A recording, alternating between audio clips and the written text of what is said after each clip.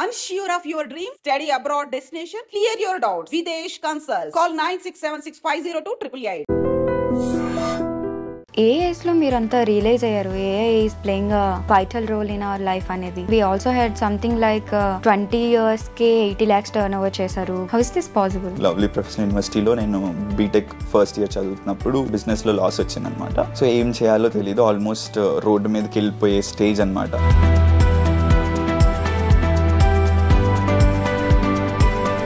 International brand pages కి use చేశాను అనమాట. ఏఐకి కొన్ని ఎథికల్ గైడ్ లైన్స్ ఉంటే బాగుండు అని మీకు ఏమైనా అనిపిస్తుంది? AI is a technology that could be more dangerous than Covid అనమాట.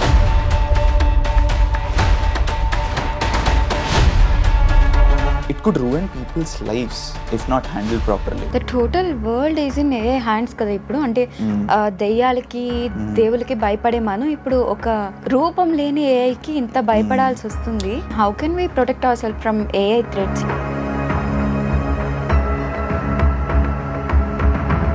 ఇది ఇక్కడే ప్రాబ్లం అనుకుంటున్నాం, బట్ ఇది పొలిటికల్లీ చూస్తే ఒక కంట్రీ తలరాతను కూడా మార్చేస్తుంది. ఏఐతో ఇన్ని ప్రాబ్లమ్స్ ఉన్నాయి, ఇన్ని అడ్వాంటేజెస్ ఉన్నాయి, అసలు దీనికి ఫుల్ స్టాప్ అనేది ఉంటుందా? అసలు నో ఫుల్ స్టాప్. కామాలు పెట్టుకుంటూ వెళ్ళిపోతామంటే ఏఐ వచ్చింది, రేపొద్దున ఏజీఐ వస్తుంది, ఆర్టిఫిషియల్ జనరల్ ఇంటెలిజెన్స్, తర్వాత ఆర్టిఫిషియల్ సూపర్ ఇంటెలిజెన్స్ వస్తుంది. సార్ ఇప్పటికే భయం వేస్తుంది.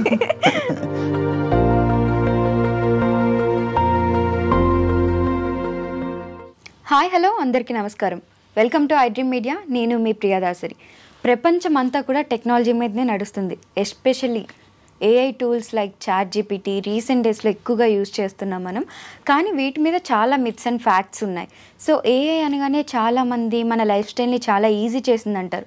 మరికొంతమంది ఈ ఏఐ యూజ్ చేసుకుని చేసే మార్ఫింగ్, హ్యాకింగ్, సైబర్ ఇష్యూస్ వీటన్నింటి వల్ల ఏఐని చాలా రాంగ్ వేలో యూజ్ చేస్తున్నారు అంటారు. సో ఇందులో ఏది కరెక్ట్, ఏది రాంగ్, అండ్ ChatGPTని మనం ఎంతవరకు నమ్మాలి, ఏఐని నమ్ముకుని మనం ఎంత శాలరీ ఎర్న్ చేయొచ్చు, మంత్లీ ఎంత ఎక్స్టెంట్ వరకు ఎర్న్ చేయొచ్చు, ఈ విషయాలన్నీ ఈరోజు మనతో షేర్ చేసుకోవడానికి freedom with AI founder Avinash Madhav మనతో ఉన్నారు. ఆయనతో మాట్లాడి మరిన్ని విషయాలు తెలుసుకుందాం. హాయ్ అవినాష్. హాయ్, ఎలా ఉన్నారు? Super fine, super fine. So AI అనగానే లాట్స్ ఆఫ్ డౌట్స్ అనమాట. ఈవెన్ సాఫ్ట్వేర్లో ఉన్న వాళ్ళకి కూడా చాలా డౌట్స్ ఉన్నాయి. సో అందులో కొన్ని మీరు ఏఐ విత్ ఫ్రీడమ్ ఫౌండర్ కాబట్టి సో దీని మీద అడుగుదామనేసి వచ్చేసాము. సో నా వెరీ ఫస్ట్ క్వశ్చన్ ఏంటంటే, which was happen to me 2 days back.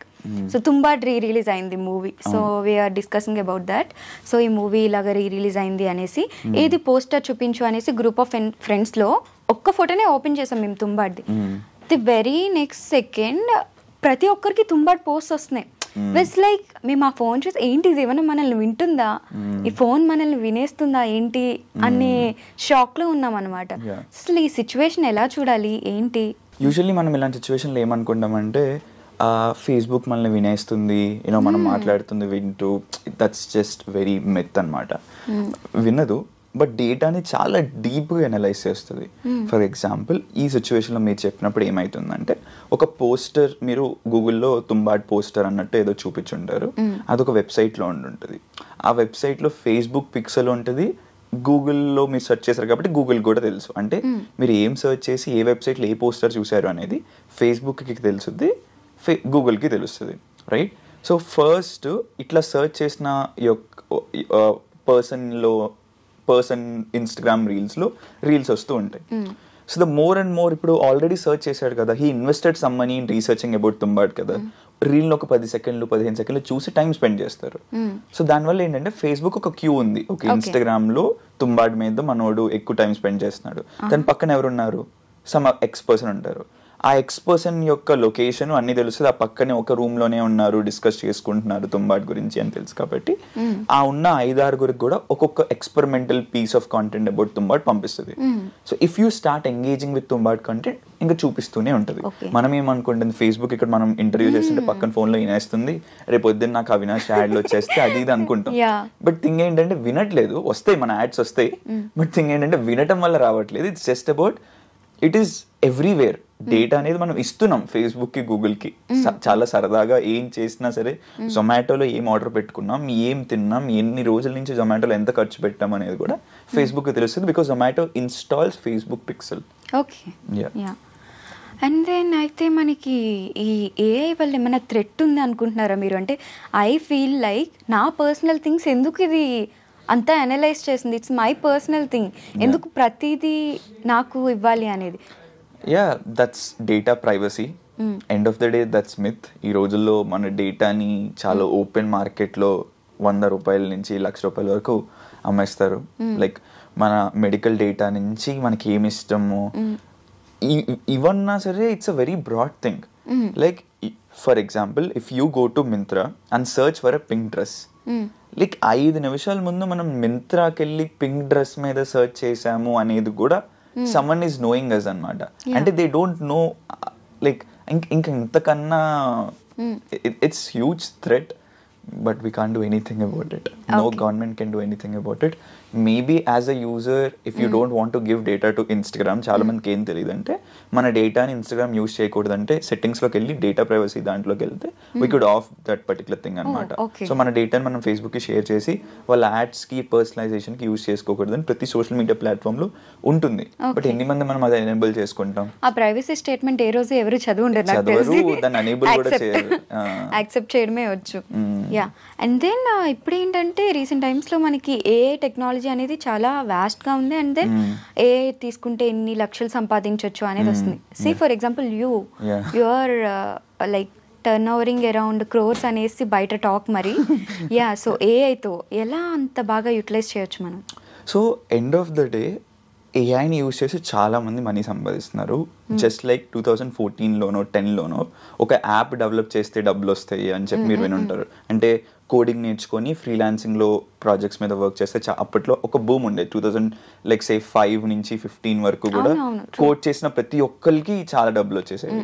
So in similar way, ఎట్లయితే ఒక స్కిల్ ఉన్నప్పుడు ఒక థర్డ్ పార్టీ పర్సన్కి మన స్కిల్తో వాల్యూ యాడ్ చేసినప్పుడు మనకు ఒక డబ్బు, వాళ్ళు they will pay us in return for the value we provide. So in a similar way, people are making Midjourney use చేసి thumbnails జనరేట్ చేసి they were selling those thumbnails as a service to YouTubers. And they are making money. I don't know this really. Yeah. So people are spending thousands of amount on like thumbnails. Yeah. So ChatGPT కూడా generate చేస్తుంది. ChatGPT, Midjourney generate చేసేసి ఆ thumbnails తో Ideogram అని ఒక tool ఉంది. So వచ్చే text కూడా చాలా బాగా వస్తుంది. That is one way to make money using AI. తర్వాత పీపుల్ వర్ సెల్లింగ్ ప్రామ్స్, మంచిగా ప్రామ్స్ రాసి వచ్చిన ఆర్టికల్స్తో ప్రామ్స్ కూడా పెద్ద పెద్ద బిజినెస్ యూజ్ కేసెస్కి క్రియేట్ చేసి they were selling those ప్రామ్స్ and making money. అంటే ChatGPTలో మనం ఏదైతే ప్రామ్స్ రాస్తామో ఆ ప్రామ్స్ని కూడా బాగా రాస్తే అమ్ముకుని డబ్బులు సంపాదించే ఆపర్చునిటీ ఉందన్నమాట. అంతెందుకు మా కమ్యూనిటీలోనే శశికళ అని, there is one lady from Chennai, she is making 2 lakh rupees in her job and all she does is writing prompts. పొద్దు నుంచి సాయంత్రం వరకు వాళ్ళ కంపెనీలో డిఫరెంట్ థింగ్స్ని అకాంప్లిష్ చేసేదానికి tasks, she rights prompts and sells those prompts, not sells those prompts, the company pays her. So I thought of opening a YouTube channel, but very main thing ఏంటంటే editing and all I can do, but thumbnails చేసుకోవడం రాదని ఆగిపోయినా. ఇప్పుడు YouTube for example యూట్యూబే తీసుకోండి, you could generate thumbnails using Ideogram. ఆ video ideas దేని మీద ఏ topic మీద videos చేస్తే ట్రెండ్ అయ్యే అవకాశం ఉంది అనేది ChatGPTలో చేసుకోవచ్చు. జస్ట్ టెక్స్ట్ ఇచ్చేసి పిక్చర్స్ ఇచ్చేస్తే అండ్ ఆ thumbnail ఐడియా ఇచ్చేస్తే స్క్రిప్ట్ కూడా ఇచ్చేస్తుంది. ఆ స్క్రిప్ట్ని తీసుకెళ్ళి హేజెన్ అనే ఒక ప్లాట్ఫామ్ ఉంది. ఆ హేజెన్ ప్లాట్ఫామ్లో you could create your digital twin అనమాట. అంటే మన ఒక 15 నిమిషాలు వీడియో ఇచ్చేస్తే మనలాగే ఉండే ఒక ఏఐ అవతార్, మనలాగే మాట్లాడే ఏఐ అవతార్ మన లాంగ్వేజ్లోనే ఇచ్చిన స్క్రిప్ట్ చదివేస్తుంది. Single take like 10-15 minutes. దాన్ని మనం ఎడిట్ చేసుకొని బీ రోల్స్ అవన్నీ యాడ్ చేసుకోవచ్చు. People are making this YouTube channels without voice లేకుండా ఆర్ ఏఐ అవతార్తో ఈ ఏఐ టూల్స్ని యూజ్ చేసి they were just making money. బిజినెసెస్కి కన్సల్టింగ్ చేసి ఇలా ఇప్పుడు if I came for iDream interview, ఇప్పుడు iDream వాళ్ళు it's a media channel, they might need this service, right? I could go pitch that okay మేము ఇలా మీకు వీడియో కాంటెంట్ జనరేట్ చేయొచ్చు, you spend like 50,000 rupees for camera people, editing, ఇన్ని లక్షలు spend చేస్తున్నారు. అవి చేస్తూనే ఇక్కడ కూడా మీరు ఇలా కాంటెంట్ చేసుకోవచ్చు ఏఐని యూజ్ చేసుకొని అని చెప్పి ఏఐతో జనరేట్ చేయొచ్చు. సో ఇట్లా బిజినెసెస్ ఒక్కసారి ఒక 10 నిమిషాలు వీడియో తీసి హేజన్కి ఇస్తే జీవితాంతం మనకి కాంటెంట్ ఇస్తూనే ఉంటుంది. యా, అండ్ దెన్ మనకి స్క్రిప్ట్ అంతా చాట్‌జీపీటీతో జనరేట్ అయిపోతుంది. యా, అయితే నాకు అర్థం కాని విషయం ఏంటంటే మరి ఏఐ ఉంది, ఇది కోడింగ్ కూడా చేసేస్తుంది ఇప్పుడు ChatGPT. Like literally production level cursor.ai అని ఒకటి ఉంది, వివో బై డెవ్ అని ఒక టూల్ ఉంది. ఇలాంటి చాలా టూల్స్ ఉన్నాయి. ఆర్టిఫెక్ట్స్ అని by Claude. So these are the tools that people could use app స్టోర్లో, ప్లే స్టోర్లో పబ్లిష్ చేసి డబ్బులు సంపాదించే అంత apps AI with in matter of days చేసేస్తుంది. I should note this actually. Yeah, so అంటే ఇంత టెక్నాలజీ ఉన్నప్పుడు మరి కోడింగ్ కూడా అంత ఏఐ వచ్చేస్తుంది కదా, వై ఇంటర్వ్యూస్లో ఎందుకు కోడింగ్ నేర్చుకోండి అని తల తింటున్నారు? రన్ చేయడం వస్తే చాలు కదా. అంటే ఇట్స్ టెంపరీ అనమాట. ఇప్పుడు ఒకప్పుడు కోడ్ ఒకలా ఉండేది, తర్వాత లాంగ్వేజెస్ మారాయి, మనం కూడా ఎలా అప్డేట్ అయ్యాము. So the future of AI is not about coding, it's about managing AI. So ఒక కోడర్ ఒక 2 years down the line scratch నుంచి కోడ్ చేయడు. తనకి కోడింగ్ తెలిసి ఉంటుంది, రైట్? ఎంతవరకు తెలియాలి అంటే ఏఐని గైడ్ చేసేంతవరకు నాలెడ్జ్ ఉంటే సరిపోతుంది, అంతే. So you don't need to learn coding in depth to kind of do stuff. Like రేపు పొద్దున చాట్‌జీపీటీకి వెళ్ళి నాకు మా డాగ్స్ డేటింగ్ వెబ్సైట్ ఒకటి కావాలి అంటే డాగ్స్కి Tinder it could create in minutes, anything. I'm just saying an example because we have this problem. ఒక డాగ్ ఉంటే we have to find a partner and it's just a huge thing కాబట్టి. So you could create an app like that. So it's just ఒక prompt away అనమాట to get a production level app. So ఇట్లాంటి అయిపోతున్నప్పుడు you just don't need lot of coding అనమాట. Basics తెలుసుకుంటే ఇప్పటికీ కూడా interviews లో ఆ లాంగ్వేజ్ నేర్చుకోండి, పైథాన్ నేర్చుకోండి, అది నేర్చుకోండి, ఇది నేర్చుకోండి అంటే ఆల్రెడీ అన్ని అవైలబుల్ లో ఉన్నాయి కదా, ఎందుకు మేము రన్ చేస్తాం? చాలు కదా, లైక్ లాజిక్ తెలిస్తే చాలు కదా అని. ఎగ్జాక్ట్లీ, ఆ లాజిక్ తెలిసేదాన్ని అంత నాలెడ్జ్ అయినా కోడింగ్ లో బేసిక్ ఉంటే సరిపోతుంది. ఫ్యూచర్ అది కూడా అవసరం లేదు.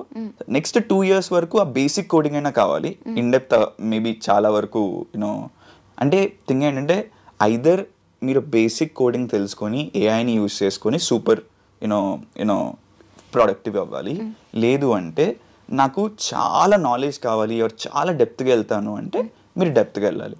ఈ మధ్యలో ఉండే వాళ్ళకి ప్రాబ్లం. లైక్ నాకు డెప్త్ రాదు అలా అని చెప్పి ఏఐ రాదు, నాకు బేసిక్స్ వచ్చు బట్ ఏఐ కూడా రాదు అంటే they will not be able to survive అనమాట. సో ఐదర్ టాప్ 1% లో ఉండాలి, లేకపోతే ఏఐతో ఉండాలి, లేకపోతే you will be replaced. So AI నేర్చుకుంటే సాలరీస్ ఎంతవరకు వస్తాయి మనకు? ఏం చేసినా మనీ కోసమే కాబట్టి. యా, సో ఇండియాలో ప్రాంప్ట్ ఇంజనీరింగ్ కానీ ఏఐ ఎక్స్పర్ట్స్కి people are paying starting minimum 50,000 నుంచి they were paying all the way around 3 to 4 lakhs.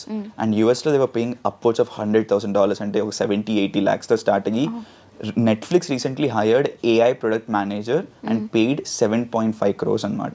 అంటే 7.5 కోట్లు అంటే $1 million అప్రాక్సిమేట్లీ ఒక్క ఎంప్లాయ్కి పే చేసింది AI product manager.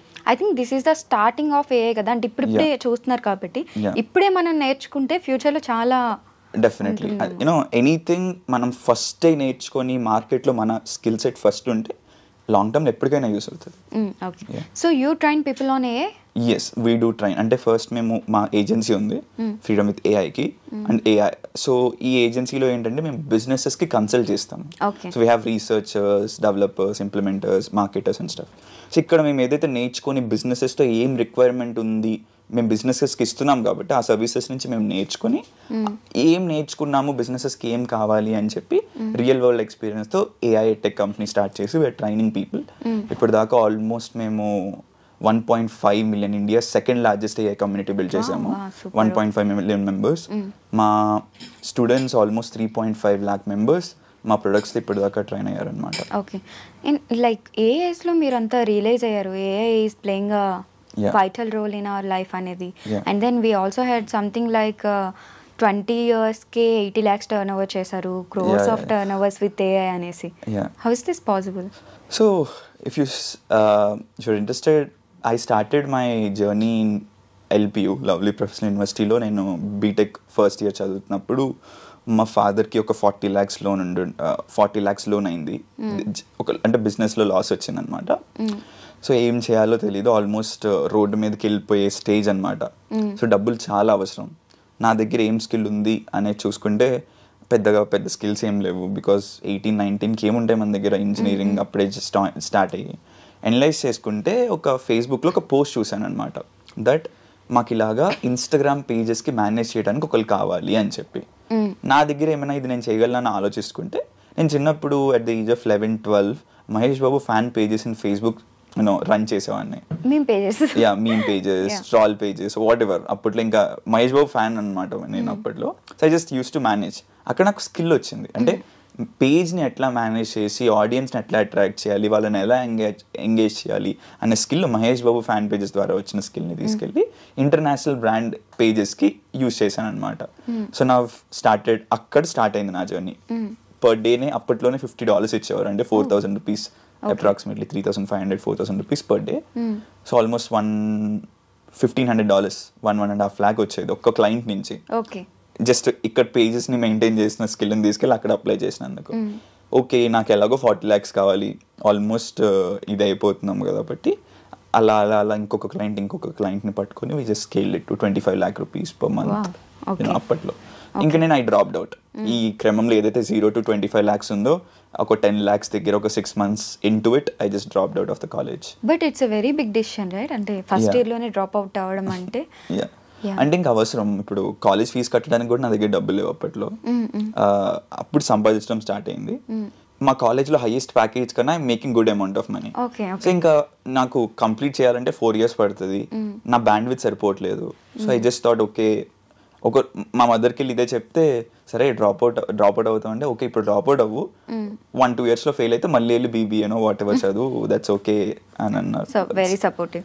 Yeah but one hand AI is very good, but on other hand AI వల్లనే morphing కానీ మనకి hacking కానీ ఇలాంటి క్రైమ్స్ అన్ని చాలా ఎక్కువ ఏఐ వల్లనే చాలా సింపుల్ అయిపోయాయి. ఇప్పుడు ప్రతి ఒక్కరు చేస్తున్నారు. సో ఏఐకి కొన్ని ఎథికల్ గైడ్ లైన్స్ ఉంటే బాగుండు అని మీకు ఏమైనా అనిపిస్తుంది? డెఫినెట్గా. In fact AI is a technology that could be more dangerous than COVID అనమాట, if not handled properly. నేను ఇది చాలాసార్లు చెప్పాను. It could ruin people's lives if not handled properly. Elon Musk లాంటి రిచెస్ట్ పర్సన్ బయటకు వచ్చి మీడియాకి AI న్యూక్లియర్ బాంబ్ కన్నా చాలా డేంజరస్ అని చెప్పారు. వై అసలు ఎందుకు అంటే ఇమాజిన్ దట్ ఎంత డేంజర్ అయితే richest person on the planet వచ్చి అరే బాబు ఏఐ ఆపండి ఒక 6 నెలలు ఎలా అవుతుందో తెలియట్లేదు అని చెప్పి open letter to the entire world రాశారు ఆయన. సో ఎందుకు రాస్తారు? Because it's very dangerous. Countries అనేది చాలా కంట్రీస్ ఏఐ అనేది ఎంత పవర్ఫుల్ అంత డేంజరస్ అని కూడా అర్థం చేసుకొని ఈ ఎథికల్ గైడ్ లైన్స్ని మనం ఇది చేసుకోవాలన్నమాట. ఇప్పుడు ఇది ఎంత ఈజీ అయిపోయిందంటే some idiot on the internet could download image of a person, feed it to an algorithm and generate very చూడలేనంత కాంటెంట్ని, చూడకూడనంత అలాంటి ఇమేజెస్ వితౌట్ దేర్ కన్సెంట్. ఏదో ఒక అమ్మాయి ఇమేజెస్ని డౌన్లోడ్ చేసేసి you could create entire thing. ఇదంతా చేయడానికి ఇంతకుముందు చాలా పెద్ద టెక్నాలజికల్ అడ్వాన్స్మెంట్స్ చేసి విఎఫ్ఎక్స్లు నేర్చుకుని అదంతా చేయాల్సి వచ్చేది. ఇప్పుడు ఎంత ఈజీ అంటే ఒక రీల్ ఆర్ ఒక ఇమేజ్ ఉంటే 2 టూల్స్ని పట్టుకొని ఒక టూల్లో ఆ ఇమేజ్ని వీడియోగా కన్వర్ట్ చేయడం, ఆ వీడియోకి you could add any face that you would love to have. Recent గా రష్మిక మందన రీల్ అననే ఫేమస్ అయింది. That no one knows she is real అనేసి. ఫేక్ వీడియో అని ఎవరు కనిపెట్టలేకపోయారు. సో ఇది ఇమాజిన్ ఒక 13 years వెరీ అప్పుడప్పుడే ఎదుగుతున్న వాళ్ళకి కొత్తలోనే. సో ఆ చిన్న ఏజెస్లో ఇమ్మెచ్యూర్గా ఉంటాం, మనకి తెలియదు. యూనో తప్పు చేసేవాడికి కూడా తప్పు అని కూడా సమ్ టైమ్స్ నెవర్ నో, వాళ్ళు కూడా ఇమ్మెచ్యూరిటీతో చేయొచ్చు.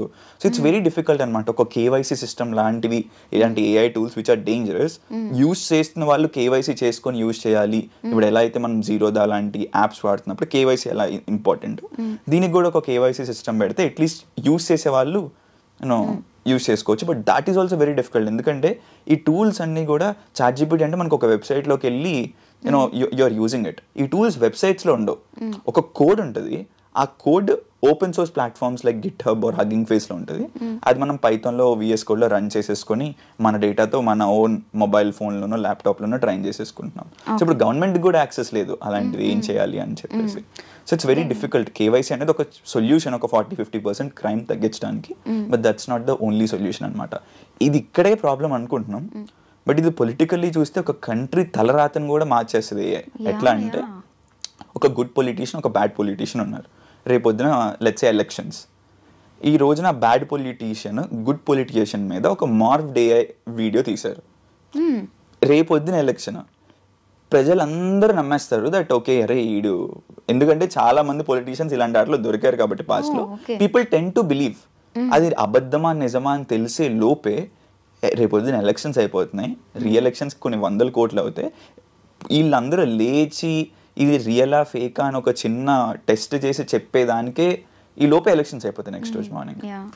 బట్ అది చాలా రేర్ కేసెస్ కదా, ఎందుకంటే చాలా క్లియర్గా ఉంటుంది ఆ వీడియో కూడా, అసలు డౌట్ లేకుండా క్రియేట్ చేస్తున్నారు. సో చేసిన వాడే వచ్చి నేనే చేశాను రా బాబు అన్న నమ్మలేని సిచ్యువేషన్. ఎగ్జాక్ట్లీ. అది అంటే ఏఐ ఏది రియల్ ఏది ఫేక్ అని తెలియనివ్వకుండా చేస్తుంది అనమాట. There are technical solutions for it. Video watermarking అంటాం అనమాట. ఏఐ జనరేట్ చేసే ప్రతి దానికి మనకు తెలీదు, బట్ ఒక వెబ్సైట్ లోకి వెళ్ళి ఆ వీడియో పెట్టేస్తే అది AI generated non AI generated అని చెప్పేసే టెక్నాలజీ. ఇన్విజిబుల్ ఉంటుంది ఆ వాటర్ మార్క్ అనమాట. ఒక చిన్న కుడ్ బి ఎనీథింగ్, అది మనకు కనిపించదు, బట్ టెస్టింగ్ అప్పుడు కనిపిస్తుంది. టెస్ట్ చేసేటప్పుడు ఇలాంటి టెక్నాలజీస్ కూడా ఉన్నాయి.